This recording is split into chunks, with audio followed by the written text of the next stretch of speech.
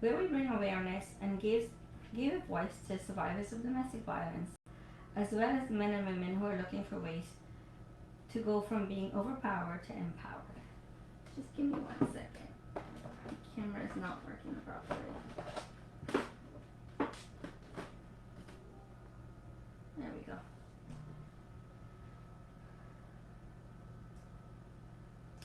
As you may know, I am a certified life and health coach, and I do coach clients on ways to move from being overpowered to empowered in 90 days by letting go of old beliefs, setting the ideal future and career, road mapping to financial success, unlocking love and relationship if you want to, saying yes to self, and taking empowered actions, as well as setting boundaries and accountabilities.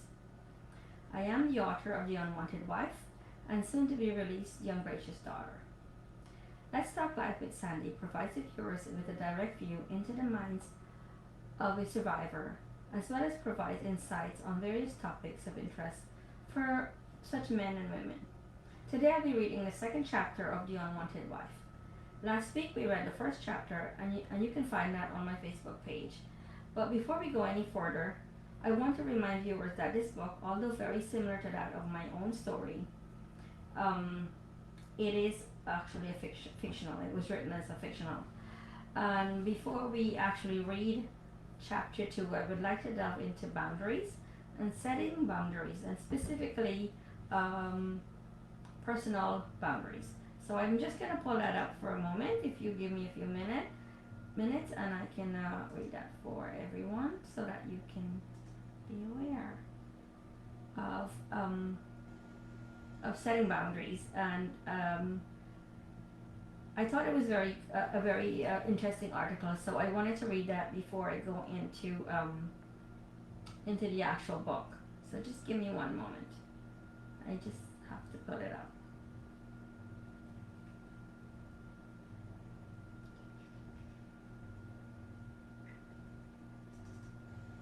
Here we go. So, what are personal boundaries? Personal boundaries are the limits and rules we set for ourselves within relationships. A person with a healthy relationship or a healthy boundaries can say no to others when they want to, but they're also comfortable opening up themselves up to intimacy and close relationships. A person who always keeps others at a distance, whether emotionally, physically, or otherwise, is said to have rigid boundaries. Alternatively, someone who tends to get too involved with others has porous boundaries. So I'll explain a little bit what those boundaries are, like what the difference between rigid, porous, and healthy boundaries. So the common traits for rigid, porous, and healthy boundaries are rigid boundaries are someone who avoids intimacy and close relationship. And on the other hand, the porous boundaries of that is to overshare personal information. And the healthy boundaries are to value your own opinion. A rigid boundary is unlikely to ask for help, have very few close relationships, very protective of personal information, and may seem detached, and even in romantic relationships they are detached. And they also keep others at a distance to avoid possibility of rejection. And then on the other hand, the porous boundaries are difficulty saying no to the request of others. I used to have porous boundaries. I never could say no.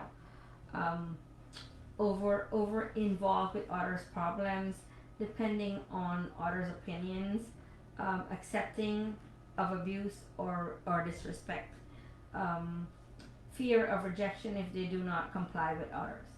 So on the good side of it is the healthy boundaries, where someone who has healthy boundaries value their own opinion, doesn't compromise their values for others. They share personal information in an appropriate way and does not overindulge or overshare or undershare. Knows personal wants and needs and can communicate them to others. Accepting of others when and knowing when to say no.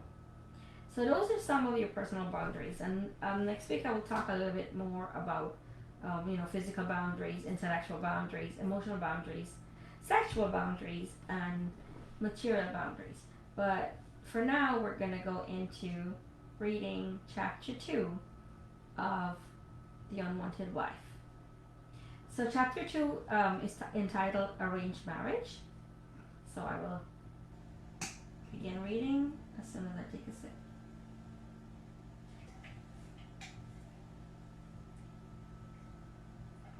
It's very dry in the house because of the heat. So, Arranged Marriage, Chapter 2. On the wedding day, Maya's emotions were very high. She was nervous, scared, terrified, and excited all at once. Early that morning, Maya's friends came in to dress her. After the hairdresser finished her makeup, she placed the bindi, a circular red dot with white dots around it. White dots are also placed around the eyebrows, with the areas between the eyebrows remaining empty until the ceremony. The hair was next. It was a high bun with ringlets hanging down the back and sides, as this was the fashion for Indian brides in those days. On the center of her forehead, Maya wore a tikka to ward off the evil eye. The bridesmaid began draping her sari. It was red and gold. Red is the most auspicious color among Hindus. A large necklace of uncut diamonds, gold, and gemstones were placed on her slender neck. Several rows of bangles were placed on her small wrist. Bhumika came in to help Maya put on the jhumkas, the heavy-set earrings, anklets, nose rings, toe rings, and armbands. The dupatta was placed on the top of the bun at the back of her head. Maya looked stunning. She barely recognized herself in the mirror. Bhumika and Daya were crying softly as they took in how beautiful Maya looked. With all the glitz and glamour going on around her, Maya remained the central focal point of the wedding day. Everyone kept saying how late it was getting, that the groom was already at the temple. In the Hindu marriage ceremonies, the bride was supposed to arrive first. Maya did not care. She contemplated running away. But where would she go, though? Everyone knows her family and will surely bring her back home. Before Maya left for the temple, as is the custom, she offered a prayer to the altar of Lord Shiva, the god who protects young girls and blesses them with good marriages. She prayed that he might look kindly at her marriage. All the villagers were invited to the wedding. Maya's parents spared no expenses. Maya arrived with her sari billowing behind her in the crisp morning breeze, the headdress made from gold. The wedding decorations were spectacular. Everything was magnificent, as is usual with every event Maya, mom Bhumika executes. Maya's sister and entire family walked along beside her. An entourage of tassel drummers and dancers led the way, their joyful wedding tunes a strange contrast to the sobbing of Maya's soul within. Everyone admired her. What a lovely bride she was. All the guests were pushing to get a good look at her. If only they saw the sadness in her eyes. The marriage rituals seemed to go on forever. Maya did not understand most of the vows, as they were all recited in Hindi, and she only vaguely understood Hindi. The leave-taking was the worst. Maya was supposed to go to her husband's house as soon as the marriage was concluded. Wedding guests were supposed to toss rice and flowers at the departing bride and groom. However, she was not departing yet. The bariyat, the groom's entourage, the tassel drum players, and the dancers all led the way for the bridegroom and the guests to return to her parents' home, where the groom and the bariyat were entertained by local singers and dancers while they ate the 7 curry lunch. While the groom was having lunch, Maya was led upstairs to change into her western wedding dress. Her friends brought a very small serving of 7 curry for her to eat, but Maya was not hungry. They helped her to change into a white silk and lace wedding dress. It was beautiful. The bodice embedded with crystals and pearls. Her hair was done up again with ringlets and a crystal crown attached to a long veil. As she was about to walk out of the bedroom with her sister, Jason entered. "May I have a moment with the bride, please?" he asked, smiling his foolish smile. Maya's stomach turned as he leaned forward to kiss her.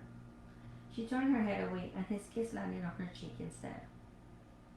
"You are the most beautiful bride I've ever seen. My friends in Canada will be jealous," he whispered, his squinty eyes holding hers. He made her uncomfortable. As Maya thought forward to her wedding night, her stomach was in knots and she felt nauseous. Maya was sure she vomited in her mouth a little. What was she supposed to do? She quickly put the thought aside and walked out of the room, with him strutting offensively behind her. As they entered the living room, Maya let him hold her hands to keep up appearances for her parents. Sal was making a toast and offered her a glass of champagne. Maya had never drunk champagne before. "Oh, my lovely daughter-in-law, I give you the best gift of all, my son," Sal announced proudly. Maya almost choked on the champagne. Her birthday was in 2 days, yet she almost forgot about it. What a nightmare. Dear God, you are obviously not listening to me, she thought. This is not what Maya wanted for her birthday. As they were about to leave for the hotel, Maya finally let go and could not hold back her tears any longer. She held on to her mom and begged her to let her stay. "I don't want to go," she pleaded. "Stop crying. You'll mess up your face," her mom said sadly. Maya sobbed hysterically and slowly walked out of the yard of her parents' home, saying goodbye to her family as the heart-rending song 𝘥𝘰𝘰𝘬 played in the background. It seemed that Jason was in a hurry, while Maya was trying to delay the inevitable. This is not what she imagined her wedding night would be. The drive to the hotel was in silence. She was not sure if he was upset with her over the hysterical crying, or if he was just as nervous as she was. She assumed he was experienced in sexual activities, as he lived in Canada after all. She was confident that he would know what to do as soon as he touched her. As they entered the hotel, Jason gave the bags to the usher. Their suite was simple, with a lovely dresser and a window with a view of the city lights. Maya went to sit by the window and felt him move behind her. And as he was about to put his hands on her shoulder, she instinctively got up. "Why don't you change into something more comfortable? I brought you something to wear," he suggested, pointing towards the bed at some flimsy green material. "Okay," Maya murmured nervously. She picked it up and went into the bathroom. She locked the door and put on the shower.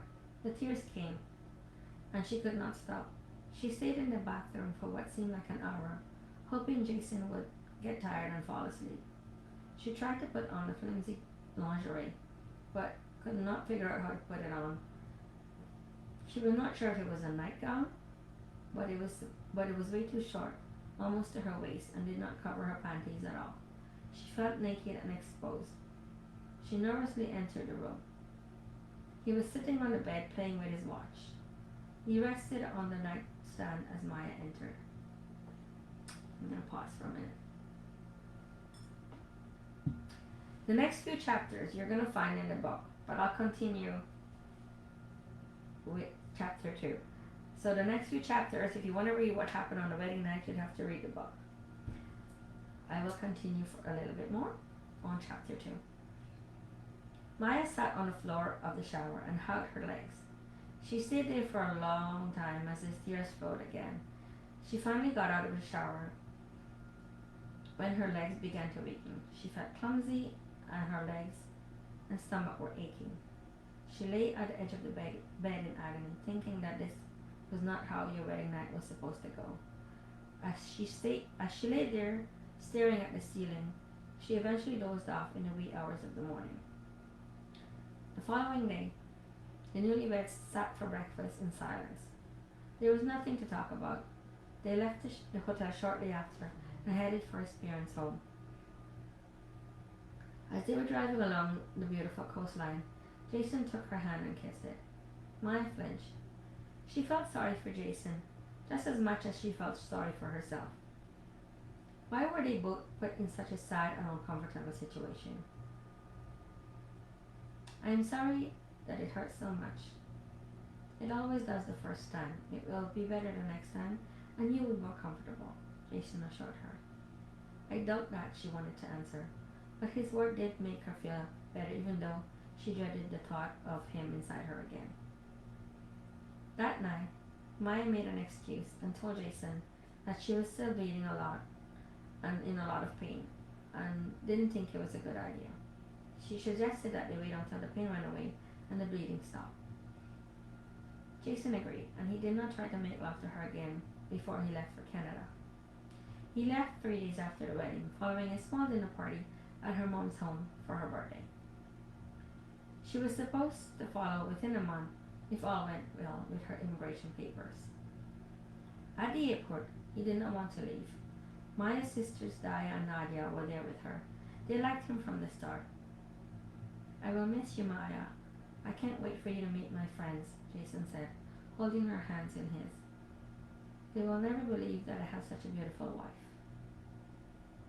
The words wife kept ringing in her head. Maya, a wife? His wife? She's a man's wife? An awful, balding, offensive boy man? She was his wife? She could not believe it herself. She wanted to shout at him. She wanted to tell him that she was not coming to Canada. She wanted to run far, far away. So, even though Maya's immigration paper came through within a month, she did not leave for Canada until 5 months later, prolonging it as much as she could possibly could. She really did not want it to go, and it was one of the hardest things she had to do. During those 5 months, Maya was highly emotional. Every night she cried and cried, not knowing if she could ever see her family and friends again. Maya was afraid to go on the plane by herself. She had never traveled by air before. She was so lonely and desperate, as if her life was coming to an end, and she had no way to stop it. One of her friends, Tilly, was feeling so sorry for Maya that one day she sat down and convinced her that these last few months were her freedom. This is when she gets to do what she wants. Who knows what's gonna happen in Canada, what to expect in Canada. Tilly advised Maya to be free and live freely, at least for now. Maya realized how right Tilly was. She had to stop moping around and enjoy her last few months before she left for Canada. Maya was allowed the freedom rarely given to girls in the village. She was able to go places with her friends because she's now a married woman. She was able to wear the clothes she loved, the jeans, the t-shirts. She even began to wear high heels. She discovered that she loved the feeling of the femininity and the freedom that the high heels gave her. It was exhilarating. Sadly, that all came to an abrupt halt within weeks. The country was getting worse. Many no longer felt safe, fearing that they might be targeted just because of who they were or what they do or what they believed in. Their ethnicity, religion, sexuality, or political opinions. Maya's father body soon became one of the targets of racial discrimination and political prey. It was inevitable that Bali left the country. They left at 2:30 a.m. in the morning. No one knew. Bali and Pramika said goodbye for the first time in their lives, not knowing when they would see each other again. It may be weeks, months, a year, or even more. They were both anxious and upset. All that they had worked so hard to achieve, from the time they got married to now, it all may be for nothing. Like many that were fleeing the country, they had to walk away from it all. The atmosphere was extremely tense. These journeys which all start out with hope for a better future, can also be full of danger and fear. They could be discovered leaving and face prosecution, or worse, it could be discovered leaving your homes or at any point at the airport. No one could be trusted. It was sheer luck that Bali made it to America safely. Maya missed her father terribly and slept with his pillow until eventually it lost his smell. Maya left for Canada shortly after. It was frightening and upsetting. She had never been away from her family before. She could not bear to leave her sisters. She could not bear the thought of being alone in a new country with a family that she did not know. It was one of the worst days of her life. By now she was 18. Her mom said she was lucky because she was going to Canada. Maya knew Pramika was only trying to comfort her, but she knew that she was afraid to send her away to a strange country, to a different family. She was sending her beloved daughter to a different world, a different life. As everyone stood at their house in Georgetown on the veranda saying goodbye, a sudden breeze off the Atlantic Ocean a few miles away lightened the air. Maya thought, oh, I'm gonna miss this. Maya was leaving Ghana without her family, without her sisters, on an airplane, but she had never been on before. Everyone was planting kisses on her cheeks, forehead, and Maya just held back the tears. Her stomach gurgled as her mom held her tight. The growling in her belly continued when her sisters did the same. Maya tried not to cry. She did not want her mom and sisters to see her so distraught. They were already distressed when Bali left, and Maya was heartbroken as she headed for the airport. Once she found her seat, Maya could no longer hold back the tears. She had seen so much pain in Pramika's eyes, similar to when Bali left, and she never wanted her mom to feel that pain again. All her life, the sacrifices Pramika made for her daughters were incomparable. Maya arrived in Canada on an early summer evening, and it was just beginning to get dark outside. Jason was waiting anxiously with his father. He kissed her and hugged her, and then quickly whisked her into the car. Everything was so hazy to Maya. So I'm going to end that chapter 2 there, and we'll continue chapter 2 and chapter 3 next week. I want to thank you so much for joining me tonight, and as you can see, it is very emotional for me to go back and read these things again. But I'm strong and I have courage, and I will do this because I wanted to, to have you have a glimpse of the Unwanted Wife. The Ungrateful Daughter is coming out in January, so I would encourage you to get a copy of the Unwanted Wife before the Ungrateful Daughter is released. I thank you once again, and have yourself a wonderful week ahead.